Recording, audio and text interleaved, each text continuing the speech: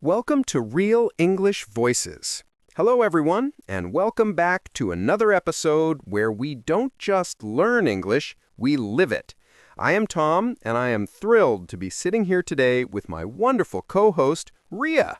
Hello, everyone, and hello, Tom. It is so good to be back behind the microphone.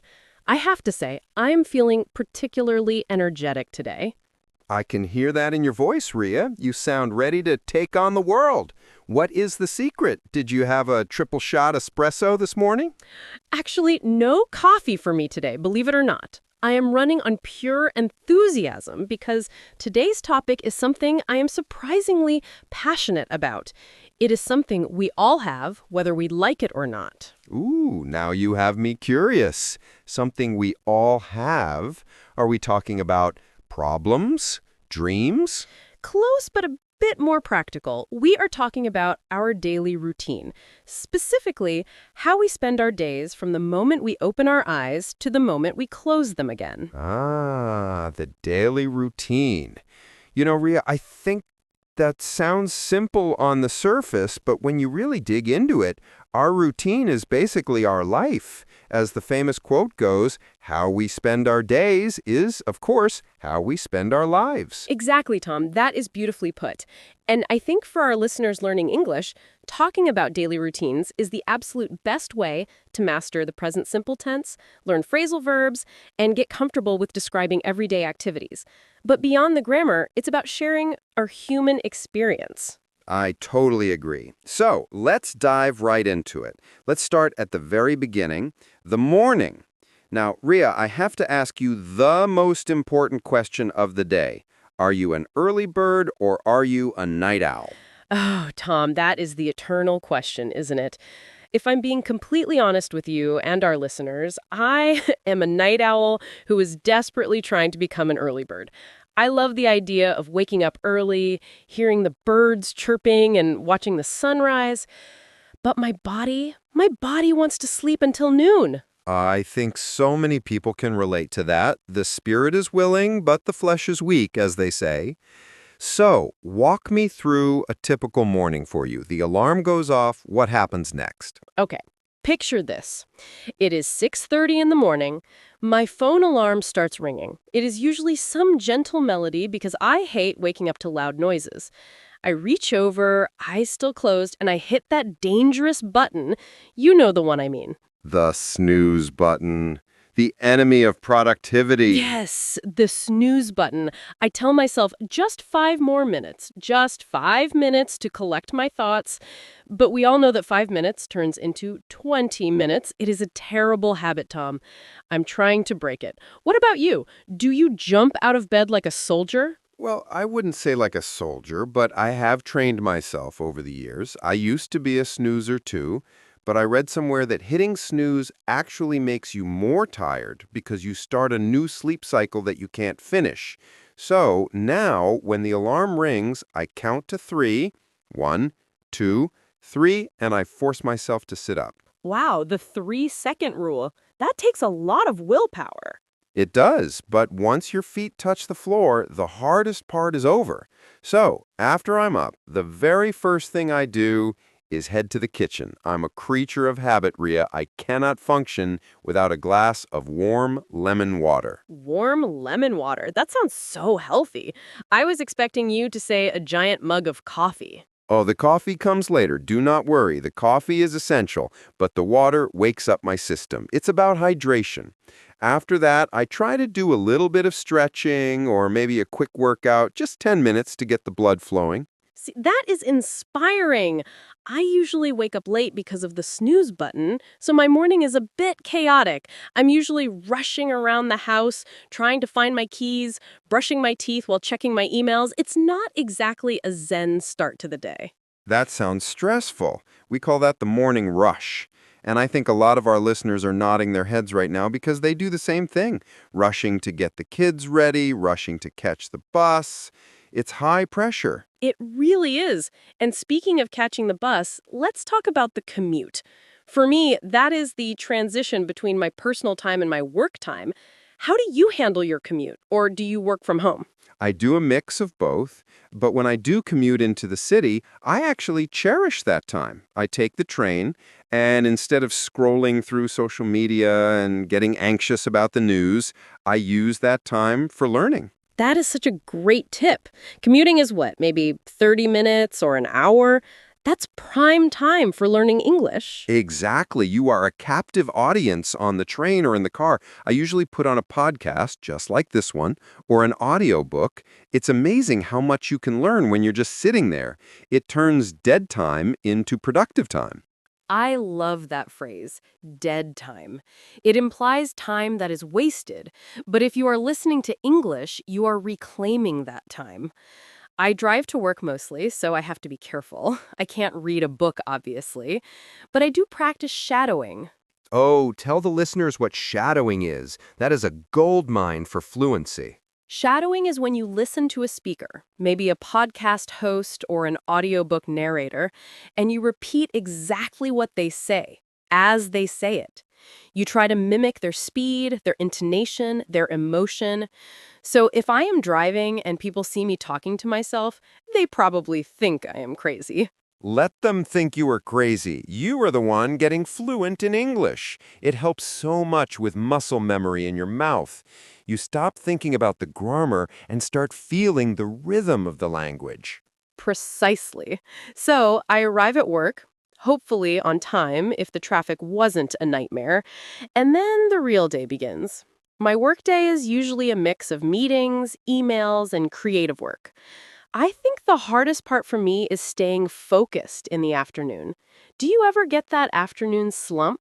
Oh, absolutely. The famous 2 p.m. crash. You have had lunch, your body is digesting food, and suddenly your brain feels like it is full of fog. It is a struggle. Brain fog. That is the perfect description. I find myself staring at my computer screen, reading the same sentence 3 times. What do you do to fight that? Do you go for more coffee? I used to. I used to drink coffee all day long. But then I realized it was affecting my sleep at night, which made the next morning even harder. It was a vicious cycle. So now, instead of coffee, I try to take a break. A real break.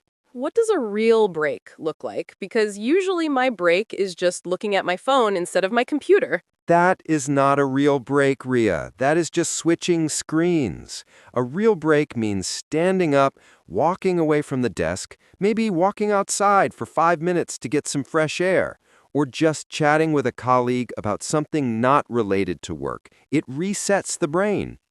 You're right. I need to get better at that. I think in our culture today, we are obsessed with being busy. We feel guilty if we are not constantly producing something. But sometimes stepping away actually makes you more productive when you come back. 100%. It's about working smarter, not harder. But let's talk about lunch for a second, because lunch is a huge part of the daily routine. Are you a meal prepper? Do you bring your own food in Tupperware containers, or do you go out to buy lunch? This is another area where my ideal self and my real self conflict. My ideal self cooks delicious, healthy meals on Sunday, packs them into cute boxes, and brings them to work every day. My real self, I usually forget, or I'm too lazy, and I end up buying a sandwich or a salad from the cafe downstairs. I hear you. Meal prepping requires serious discipline and planning, but it saves so much money. It does. And it's healthier. When I buy lunch, I'm tempted by the unhealthy options. Oh, look at those fries. Look at that pastry. When you bring your own food, you have control. What about you, Tom? You seem very disciplined. I bet you have a lunchbox. I do, actually. I bring leftovers from dinner the night before. It's just easier. I heat it up in the office microwave, and while I eat, I try not to work. That's my rule. No eating at the desk. That is a good rule. Eating at the desk is sad. You get crumbs in your keyboard, and you don't really enjoy the food. Exactly. Food deserves respect. So, moving on. The workday finishes. The clock hits 5 or 6 p.m. The feeling of freedom kicks in. What is your routine for winding down? Leaving the office is the best feeling. I usually feel a mix of exhaustion and relief. My drive home is my time to decompress. I usually switch from educational podcasts to music. I need something to lift my mood and help me shake off the stress of the day. I sing along in the car very loudly. Singing is great therapy, and it's also great for English pronunciation, by the way. If you can sing the lyrics, you are mastering the linking sounds and the flow of the words. See, I'm learning even when I'm relaxing. When I get home, the first thing I do is change my clothes. I cannot relax in work clothes. I put on my sweatpants or pajamas immediately. We call that loungewear now, right? To make it sound fancy? Yes, loungewear, the uniform of the evening. For me, the evening is family time. We cook dinner together. And this is actually a great tip for our listeners. Narrating your life while you do chores is a fantastic way to practice. Narrating your life? What do you mean by that? Well, imagine you're cooking dinner. Instead of doing it silently, say what you're doing in English. I am chopping the onions. I am boiling the water. I am adding salt. It sounds silly, but it forces your brain to recall vocabulary for everyday objects. That is brilliant. It turns your kitchen into a classroom. Where is the spatula? Oh, here is the spatula. I love that. I suppose I do something similar when I am cleaning. I listen to English stories while I wash the dishes. It makes the chore go faster. It distracts you from the boredom of cleaning. That is smart. So dinner is over. The kitchen is cleaned up, hopefully. Now comes the dangerous part of the evening, the screen time trap. Oh, guilty as charged. It is so easy to just collapse on the sofa and turn on the TV or open Netflix, and before you know it, you have binge-watched 3 hours of a show and it is midnight. Binge watch. That is such a common phrasal verb these days. It means to watch many episodes of a show in one sitting. And yes, it is a trap. I tried to limit my TV time. I really tried to read before bed. Reading is the ultimate way to improve vocabulary. But do you read physical books or on a tablet? Physical books, definitely. I stare at screens all day for work. My eyes need a break from the blue light. Plus, there is something relaxing about the smell of a book and turning the pages. It signals to my body that it is time to sleep. I admire that. I am trying to get back into reading. I used to read so much as a child, but social media has shortened my attention span. I feel like I need constant stimulation. It's something I'm working on. It takes practice to rebuild that focus. Just start with 5 pages a night. That's my advice. Don't try to read a whole chapter if you're tired. Just 5 pages. That is manageable. 5 pages. I can do that. So, Tom, we have gone through the morning, the workday, the evening. Now we are at the end of the day. Do you have a bedtime ritual? I try to. I brush my teeth, obviously, and I try to do a little reflection. Just thinking about one thing that went well that day. Gratitude. It sounds cliche, but it helps me sleep better. If I go to bed worrying about tomorrow, I'll have insomnia. That is not cliche at all. That is powerful. Ending the day on a positive note rewires your brain to look for the good in life. I think that is a beautiful habit. Thank you, Tom. What about you? Do you count sheep? No sheep for me. I make sure my phone is in another room. That is my golden rule. No phone in the bedroom. If it's next to me, I'll check it. If it's in the kitchen, I'm too lazy to get up. That is the best self-discipline hack I have ever heard. Remove the temptation. Exactly. And then it's lights out. And we hope for a good 7 or 8 hours of sleep so we can do it all over again tomorrow. It's a cycle. But listening to you describe it, it doesn't sound boring. It sounds like there are so many opportunities in the day to improve ourselves, to learn English, and to enjoy the small moments. That is the key, Ria. A routine shouldn't feel like a prison. It should be a framework that supports the life you want to live. If your routine makes you miserable, change it. You have the power to design your days. I love that. Design your days. Don't just let life happen to you. Take control. And for our listeners, I want to challenge you. Look at your daily routine. Where are the hidden pockets of time? Where can you fit in 5 minutes of English? Is it while you're brushing your teeth? While you're waiting for the kettle to boil?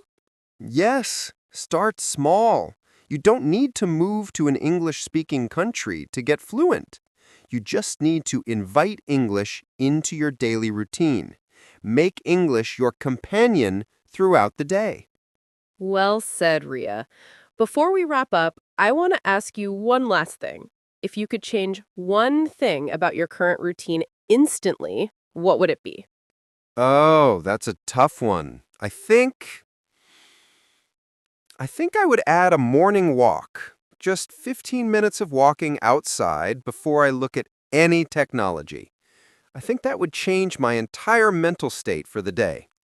That sounds lovely. And what's stopping you? Just the snooze button, Tom. Just the snooze button. But you know what? Tomorrow, I'm going to try your 3-second rule. 1, 2, 3, up. I will hold you to that. And listeners, we want to hear from you. What is your daily routine like? Are you an early bird or a night owl? And how do you practice English during your busy day? Yes, please tell us. We love reading your comments. It makes us feel like we are part of your routine, too. Thank you so much for listening to Real English Voices. We hope this conversation gave you some new vocabulary like snooze button, commute, shadowing, and binge watch, and maybe a little inspiration to organize your day better. It has certainly inspired me. Thank you, Tom, for the tips. And thank you, everyone, for tuning in. Remember, consistency is the key to success. Keep showing up day after day. Absolutely.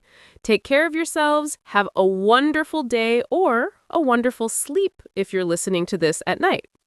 Good night or good morning. Bye, everyone. Bye-bye.